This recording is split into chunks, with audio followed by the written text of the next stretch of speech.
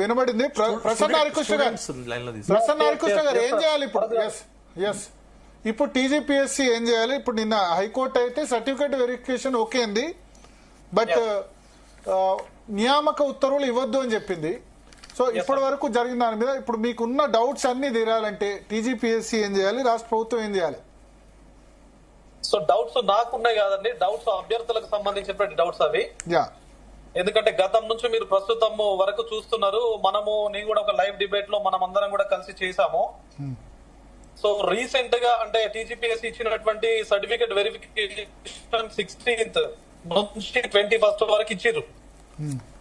So దానిపైన ఏదైతే అంటే ఒక అమ్మాయి రీకౌంటింగ్ లోపల అంటే 482.5 మార్క్స్ వచ్చినటువంటి ఒక అమ్మాయి అంటే సెలక్షన్ లిస్ట్ లో ఏదో ఒక సెలక్షన్ వస్తుంది అన్నటువంటి అమ్మాయి నాకు ఇంకా 500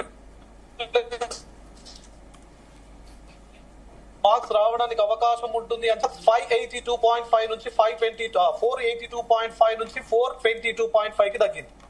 అంటే 60 మార్క్స్ తగ్గినాయండి. 60 మార్క్స్ 6 మార్కులు లేదా 10 మార్కులు లేదా 15-20 మార్కులు పెరగొచ్చు లేకపోతే తగ్గొచ్చు రీకౌంటింగ్ లోపల, కానీ 60 మార్కులు తగ్గినాయి అంటే ఇది నిజంగానే అసలు అది ఫేక్ డాక్యుమెంట్ అంటున్నారు టీజీపీఎస్సీ వాళ్ళు. ఆ డాక్యుమెంట్ అది ఫోర్జరీ డాక్యుమెంట్ అంటున్నారు. ఫోర్జరీ డాక్యుమెంట్ అని చెప్పేసి టీజీపీఎస్సీ లాయర్ గారు చెప్పారు. Right, okay.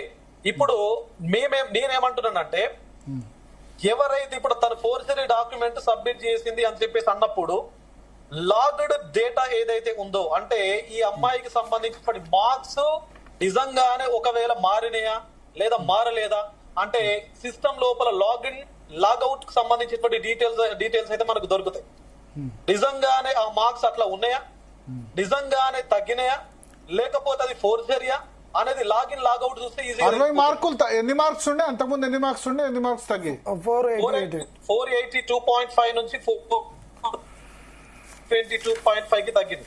ఓకే, అంటే ఆల్మోస్ట్ 60 మార్క్స్ తగ్గినాయి. ఇన్ ద సేమ్ మ్యానర్ ఇంకొక కాంటెక్స్ట్ ఏంటంటే ఒక అబ్బాయికి తెలంగాణ మూవ్మెంట్ లో 122 మార్క్స్ వచ్చింది.